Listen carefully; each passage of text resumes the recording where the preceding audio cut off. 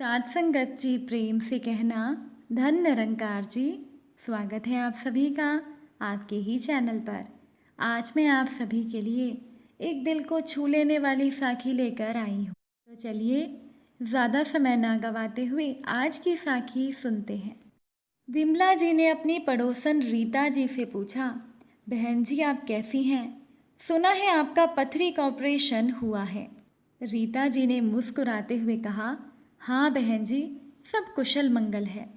विमला जी ने कहा, वैसे ये सब कैसे हुआ? आप तो कायदे कानून की बहुत पक्की हैं और खाने पीने के मामले में तो आप कोई लापरवाही नहीं करती।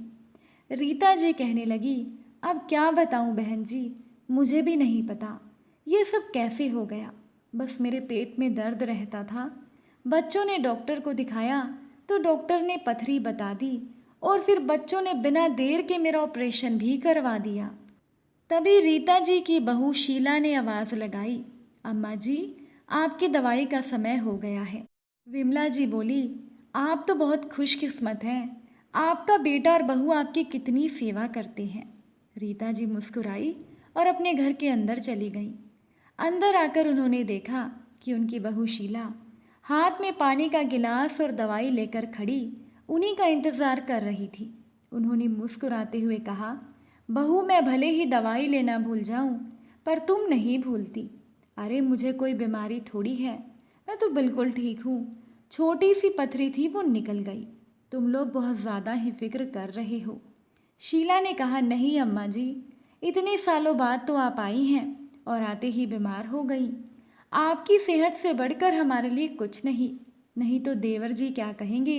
माँ को लेकर गए थे और ठीक से उनकी देखभाल भी नहीं कर सके। रीता जी मुस्कुराई और बोली कि बहू मैं तुम दोनों की सेवा से सच में बहुत खुश हूँ। अपने बेटे और बहू के व्यवहार पर तो खुद रीता जी भी हैरान थी। लगभग 10 साल पहले उनका बेटा मोहन अपने परिवार सहित शहर आकर बस गया था और फिर धीरे धीरे उसका गांव और माँ से नाता ही टूट गया। पिछले 3 साल से तो उनके बीच किसी तरह का संपर्क ही नहीं था और फिर एक दिन अचानक से मोहन गांव में आ गया। बेटे को देखकर रीता जी बहुत खुश हुई। रीता जी के 4 बच्चे हैं, जिनमें 2 बेटे और 2 बेटियां हैं। सभी की शादी हो चुकी है और रीता जी के साथ उनका छोटा बेटा सोहन गांव में ही रहता है। मोहन ने तो ऐसा रिश्ता तोड़ा कि अपने पिता के मरने पर भी वो गांव में नहीं आया था और अभी 2 महीने पहले अचानक से गांव में पहुंचा और माँ के पैर पकड़कर अपने किए पर माफ़ी मांगने लगा।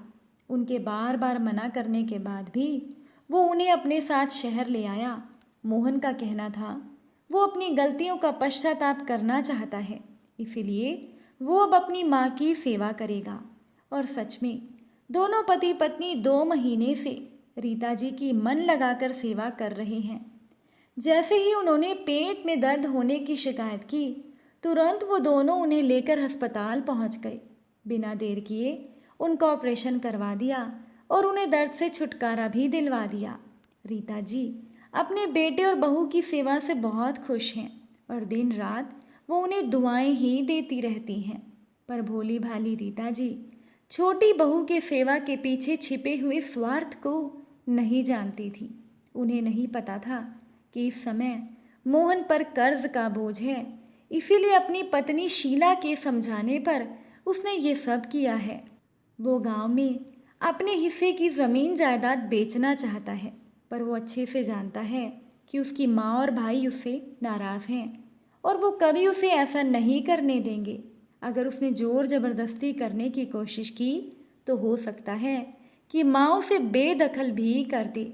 इसीलिए उसने बड़ी चालाकी से काम लिया। माँ को अपने पास बुलाकर माँ को विश्वास में ले लिया और भाई से भी गिले शिकवे दूर कर लिए।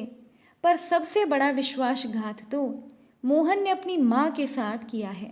रीता जी को कोई पथरी नहीं थी, उनके पेट दर्द का कारण गैस और बदहजमी थी, क्योंकि सुशीला जानबूझकर ऐसा खाना बना रही थी जिससे कि रीता जी के पेट में तकलीफ हो। उनका कोई पथरी का ऑपरेशन नहीं हुआ, बल्कि उनकी एक किडनी चुपचाप निकाल ली गई है, जिसे मोहन ने बहुत महंगे दामों पर बेचकर अपना कर्ज चुकाया है। उसने एक तीर से दो निशाने साधे हैं, कर्ज भी चुका दिया, माँ की नज़रों में अच्छा बेटा भी बन गया। ये सारी चाल मोहन की पत्नी शीला की थी, क्योंकि शीला को अच्छे से पता है ना तो उसकी अनपढ़ सास और ना ही उसके अनपढ़ देवर को कभी इस बात का पता चलेगा, और कुछ महीने सास को अपने पास रखकर उन्हें खुश करने के बाद गांव में जाकर वो अपनी ज़मीन का हिस्सा भी ले लेंगे। इसीलिए रीता जी की इतनी सेवा हो रही थी। भोली भाली रीता जी सच में इस चालाकी को पकड़ नहीं पाई। जब 10 साल से बेटा और बहू से बोलचाल बंद थी, तो फिर अचानक से बेटा उन्हें लेने कैसे आ गया। जिस इंसान से आपकी बोलचाल भी बंद हो और अचानक से अगर वो आपका इतना प्यारा बन जाए, तो समझ जाना चाहिए कि कहीं ना कहीं कुछ खोट तो ज़रूर है, और इतनी आसानी से उन पर भरोसा भी नहीं करना चाहिए।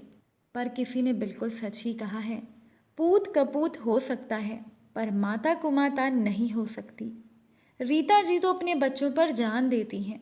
अगर मोहन ने उन्हें सच बताया होता तो वो खुशी खुशी इसके लिए तैयार भी हो जाती, क्योंकि उनके मन में बेटे के लिए प्यार के सिवाय कुछ भी नहीं था। पर जो दुर्बुद्धि व्यक्ति होता है उसे तो सब अपने जैसे ही लगते हैं।